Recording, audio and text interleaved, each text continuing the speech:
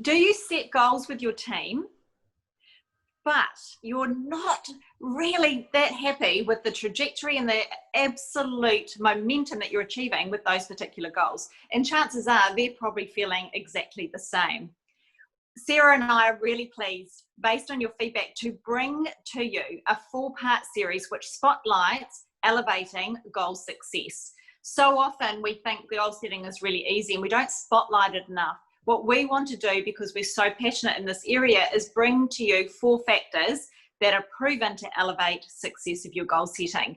Before we do that though, I want to share with you one of our favourite African proverbs. If you want to go fast, go alone. If you want to go far, go together. That underpins our whole 4-part series around elevating goal success.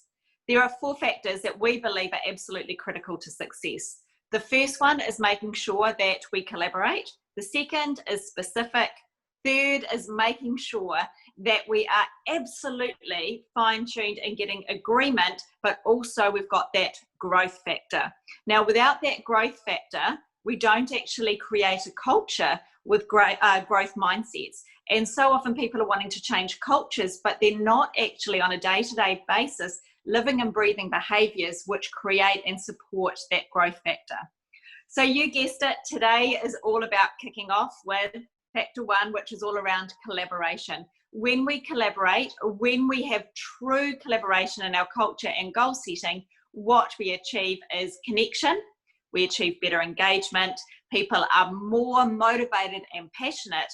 And when you ignite passion, that's when you get true trajectory. And I'm just going to pick up on that proverb again, because it really does resonate with both Kirsten and I. And we think it's quite fundamental to this collaboration piece in setting successful goals. So if you want to go fast, go alone. And if you want to go far, go together. And I can almost hear people saying, oh, it's very nice that we're collaborative, but actually, how do we do this? And one of the factors that I'm going to be talking to is around leading with purpose and intent.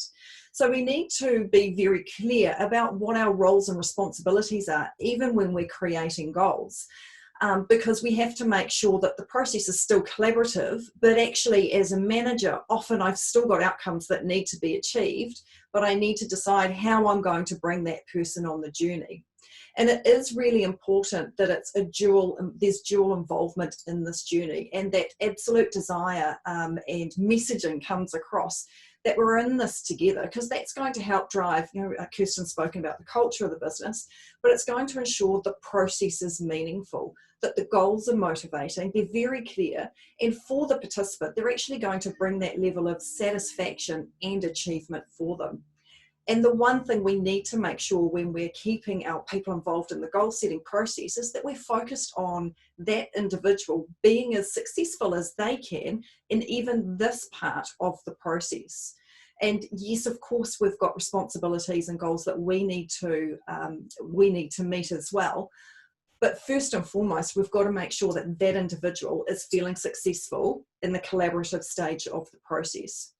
And the reality is, for all of us, the more involved a person is, the more likely they're to be engaged, both in the process and in achieving the goals that you're setting with them.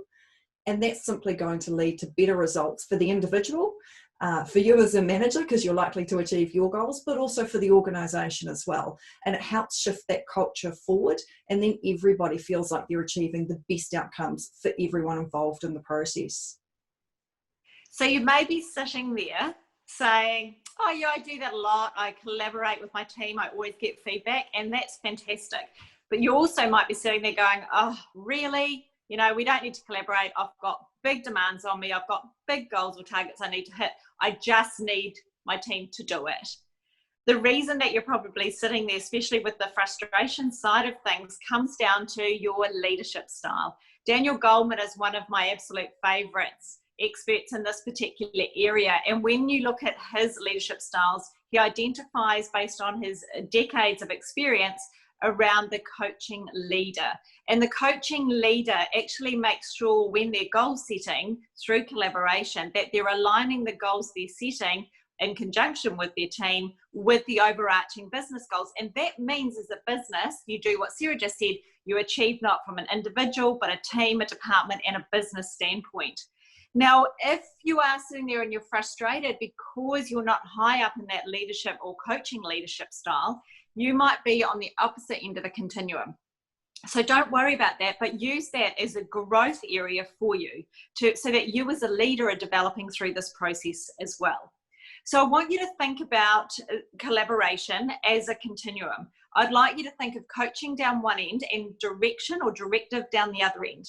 Now, what I want you to do is I want you to map it based on your style, but I also want you to map it to the individual that you'll actually be goal setting with. And the way that you do that is you look at their expertise, their capability, their confidence, their mindset, all of those sorts of things and more.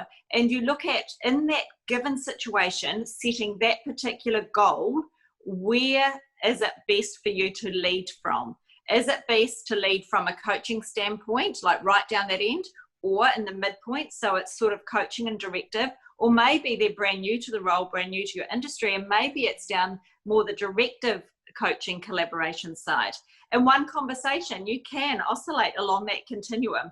And also remember that when you are going through and you're setting other goals with them, don't just always go in and lead with the same style, because on that particular subject, it might be new to them. So change it up. Be agile, learn to pivot, and you'll learn and grow, and so will they. So our tips for you for this week around collaboration. So make sure you're leading with purpose and intent. Make it a dual and involved process. And thirdly, the focus is really on the success for the participant. Yes, of course, as a manager, it's relevant, but the focus is really on the success for the participant. Have a think about what leadership style that you're using, whether it's the directive, the collaborative, or somewhere on that continuum. And actually, as you're moving through the conversations, are you finding you need to adjust based on how the individual is responding to how you're setting the goals?